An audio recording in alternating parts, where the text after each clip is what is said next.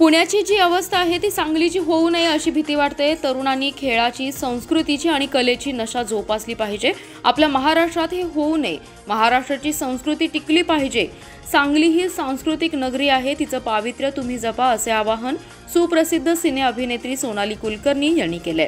सांगलीतील श्री अंबाबाई तालीम संस्थेच्या संजय भोकरे ग्रुप ऑफ इन्स्टिट्यूटमध्ये सौहार्द 2025 या सांस्कृतिक, क्रीडा आणि पारितोषिक वितरण कार्यक्रमात त्या बोलत होत्या।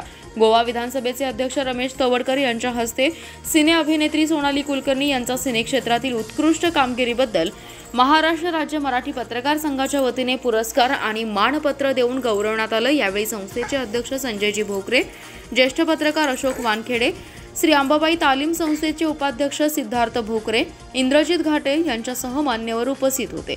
यावेळी बोलताना सोनाली कुलकर्णी म्हणाल्या, तरुण मुला-मुलींना विनंती आहे की तुम्हाला कोणत्या गोष्टीच्या आहारी जायचं असेल तर तुमच्या कलेच्या, खेळाच्या आहारी जा। मी जेव्हा नाचते तेव्हा मी एका वेगळ्या विश्वात असते, त्यामुळे कोणतीही कला तुम्ही जोपासा, कोणताही खेळ तुम्ही निवडा, एखादं स्किल शोधा आणि त्यात जी तुम्हाला नशा मिळेल ती तुमच्या आयुष्यात एका वेगळ्या उंचीवर तुम्हाला नेऊन ठेवेल। पुणेकरांविषयी जी भीती वाटते तीच भीती सांगलीकरांविषयी वाटते।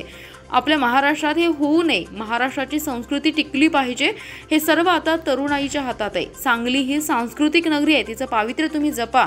स्वतःची काळजी घ्या, आई वडिलांची काळजी घ्या। डोळे कान नीट उघडं ठेवून डोकं शांतपणे वापरून आयुष्यात चांगलं काही करण्याचा प्रयत्न करा असं आवाहन त्यांनी केलंय। तरुण मुला मुलींना एवढीच विनंती आहे की जर का तुम्हाला कुठल्या गोष्टीच्या आहारी जायचंच असेल तर एखादी छान कला निवडा, एखादं वेगळं पॅशन निवडा। त्यात जी नशा असते ती या घटकाभर जी नशा होते त्यात कधीच मिळणार नाही। कुठलीही कला असू दे, कुठलंही स्पोर्ट शोधा।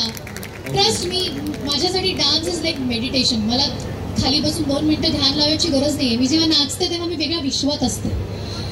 लोक जेव्हा गातात तेव्हा त्या वेगळ्या विश्वात रमतात। जरा शांत बसशील का मित्र? अत्यंत महत्वाचं बोलतीये मी। नसेल ऐकायचं घरी जाऊन लावणी पहा।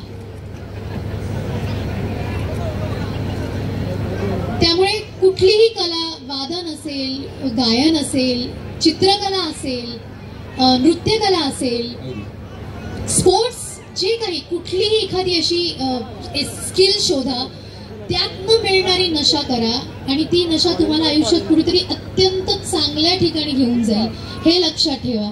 सो मला पुणेकरांबद्दल जी भीती वाटते ती आज इथून पुढे मी सांगलीकरांविषयी सुद्धा ती काळजी वाटते मला, कारण मला आपल्या महाराष्ट्रात हे होऊ नये। आपल्या महाराष्ट्राची संस्कृती टिकून राहावी आणि ती सगळी खरं तर तुमच्या हातात आहे।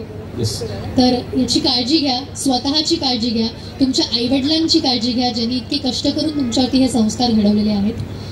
प्लीज डोळे कान नीट उघडे ठेवून डोकं शांतपणे वापरून आयुष्यात काहीतरी चांगलं करण्याचा प्रयत्न करा आणि नक्कीच तुम्हाला यश मिळेल याची मला खात्री आहे।